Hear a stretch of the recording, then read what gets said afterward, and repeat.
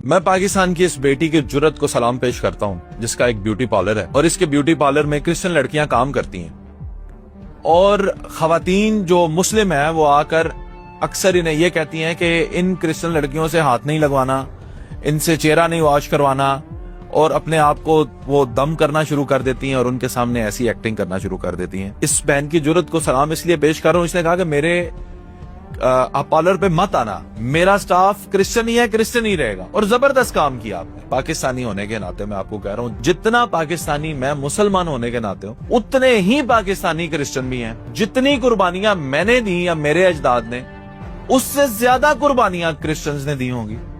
तो आपको तकलीफ क्या है जी आखिर क्रिश्चियन होने से? और फिर मुझे एक बात बताएं कि क्या हमारा मजहब हमें ये बताता है जो दूसरे मजाहब के लोग हैं आप उनको टच नहीं कर सकते? आप ये क्या तासुर देना चाहते हैं? आप उनके साथ बैठ नहीं सकते, वो आप उनसे सलाम न लें, ये कैसा तासुर आप दे रहे हैं? ये बिल्कुल मैं समझता हूं कि इंसानियत के तकाजे से दूर की बातें हैं।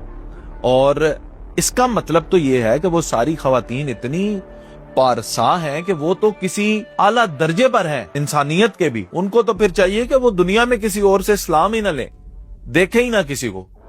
इतनी ज्यादा अगर वो परहेजगार औरतें अपने आप को समझती हैं, वैसे अगर परहेजगार होती तो उनको समझ होती कि आप जो है किसी भी गैर मजहब के साथ भी ऐसी बात नहीं कर सकते, क्योंकि गैर मजहब के लिए भी हम गैर मजहब हैं, हमारे साथ तो वो ऐसा नहीं कर रहे।